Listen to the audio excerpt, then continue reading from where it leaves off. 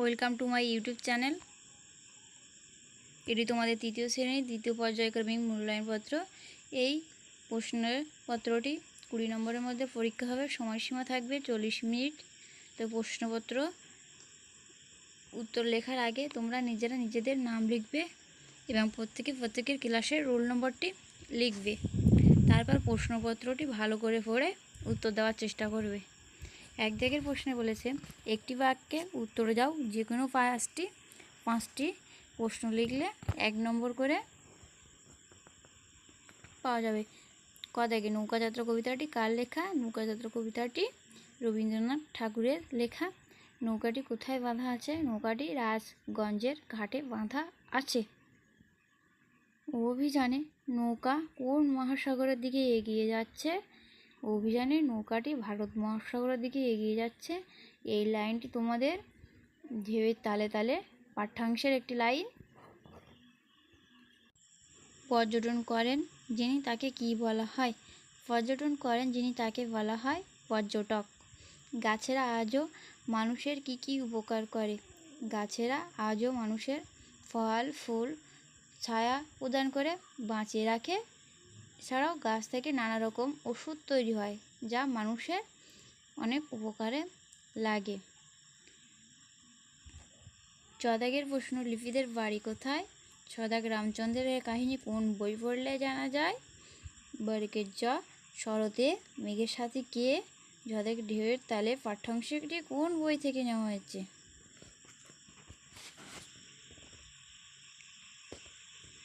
এই 4টি প্রশ্নের উত্তর তোমরা নিজেরাই উত্তর দেবে।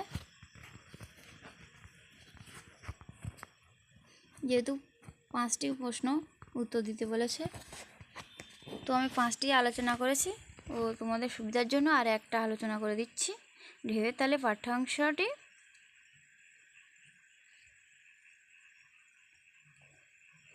আন্দামান যাত্রা বই থেকে নেওয়া হয়েছে।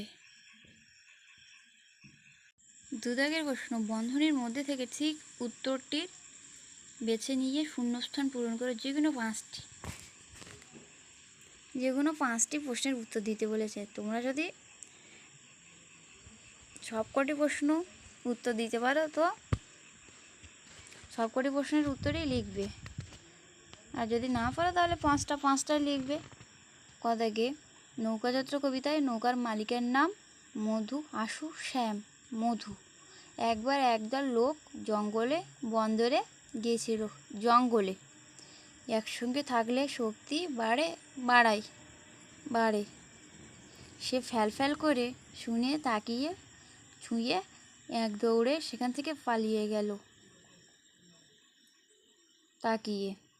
নৌকাটি ছেড়ে দেবে দুপুরবেলা, ভোরবেলা, সকালবেলা। দুপুরবেলা। তো 3 দাগের প্রশ্ন বলেছে নির্দেশ অনুযায়ী ক থেকে অ পর্যন্ত প্রশ্নগুলির মধ্যে যে কোনো 3টি প্রশ্নের উত্তর দাও। তো ক থেকে বিপরীত শব্দ লেখো, যে কোনো 2টি।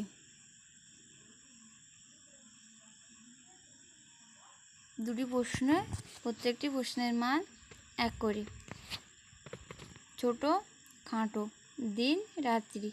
খ দাগ ও গ দাগটা তোমরা নিজেরাই উত্তর দেওয়ার চেষ্টা করো। খ দাগের প্রশ্ন এলোমেলো বর্ণগুলি সাজিয়ে শব্দ তৈরি করো, যে কোনো 2টি। তো ক দাগে এলোমেলোভাবে সাজানো আছে, তো সাজালে হবে তেপান্তার। গ দাগে দেখো এলোমেলোভাবে সাজানো আছে, তো এলোমেলোভাবে হচ্ছে সজি ফি নি ইয়ে। তো এটা সঠিকভাবে সাজালে হবে জিনিসপত্র। গ দাগে সমার্থক শব্দ লেখো, যে কোনো 2টি। বাড়ি, গৃহ। ঘ দাগে গাছ, বৃক্ষ। নদী ও বন, এই 2টির সমার্থক শব্দ তোমরা নিজেরা তৈরি করো এবং কমেন্ট বক্সে কমেন্ট করে লিখে জানাও। ঘ থেকে বাক্য রচনা করো, যে কোনো 2টি। অন্ধকার, নৌকা, মিছিমিছি, গাছগাছালি। তো বাক্য রচনা তোমরা অবশ্যই নিজেরা করে দিতে পারবে। বাক্য রচনা তো সহজ। ওদাকে দিয়েছে টিকা লেখো যে কোনো একটি। তো এখানে মান দিয়েছে, একটি প্রশ্নের মানই দিয়েছে বাবুই পাখি, চিড়িয়াখানা ও কনৌজি আংড়ে। তো যেহেতু 3 দাগের ক থেকে অ পর্যন্ত যে কোনো 3টি দাগের উত্তর করতে বলেছে, তো আমি 3টে যেহেতু দিয়েছি, তো ও দাগে একটু বলে রাখি যে টিকা লেখো। তোমরা ধরো তোমরা যে কোনো টপিকটাই লিখতে পারো, বাবুই পাখি লিখতে পারো কি চিড়িয়াখানা বা কনকজি আঁকড়ে। এই টপিকটি সম্পর্কে 2-4 লাইন লিখলেই 2 নম্বর অবশ্যই হয়ে যাবে। তো আমি একটা টিকা বলে দিচ্ছি, বাবুই পাখি। বাবুই হলো একটি পাখি।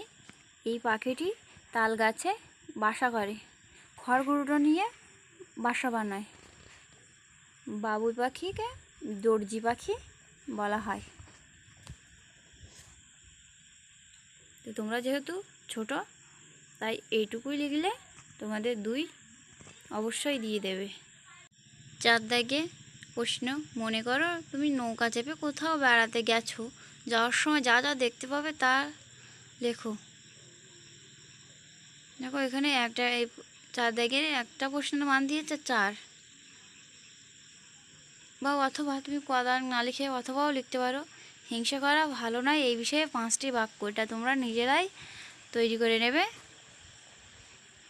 তো আমি আর আলোচনা করছি না, এটা অবশ্যই তোমরা পাবে। নৌকায় চেপে তুমি কি কি দেখেছো, কখন নৌকায় চেপেছো,